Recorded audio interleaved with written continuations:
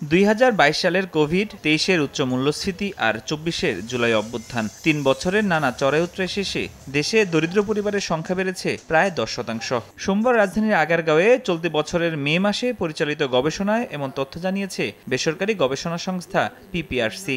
আমরা যদি হাইয়েস্ট 2022 এর সাথে কম্পেয়ার করি তাহলে দেখা যাচ্ছে যে lower poverty line base poverty 5.6 থেকে 9.35 হয়েছে এবং আপার পভার্টি বেসড পভার্টি 18.7 থেকে 27.93% হয়েছে।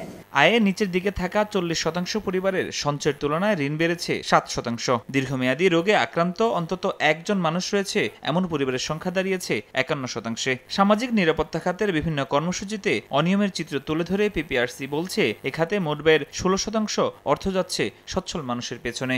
বটম 40% যারা তাদের 7% হাউসহোল্ডের দেনা নেট বেড়েছে, ক্লিয়ারলি নট অ্যাকসেপ্টেবল। সেটা নন পুয়ারের 16.5% তারাও কিন্তু এইসব সোশ্যাল অ্যাসিস্ট্যান্স পাচ্ছে। সংকট সমাধানে দুর্বল পরিবারের জন্য সরাসরি সাহায্য বাড়ানোর পাশাপাশি অংশগ্রহণমূলক নীতি প্রণয়ন দরকার বলে মনে করে সংস্থাটি। ক্রনিক ইলনেস বার্ডেনটা অ্যাড্রেস করার জন্য বাংলাদেশ সরকারের এখন একটা নতুন ধরনের সেফটি নেট প্রোগ্রাম চিন্তার মধ্যে নিয়ে আসাটা দরকার। There is a employment emergency, এই জন্য একটা public private task force is a of the utmost urgency actually.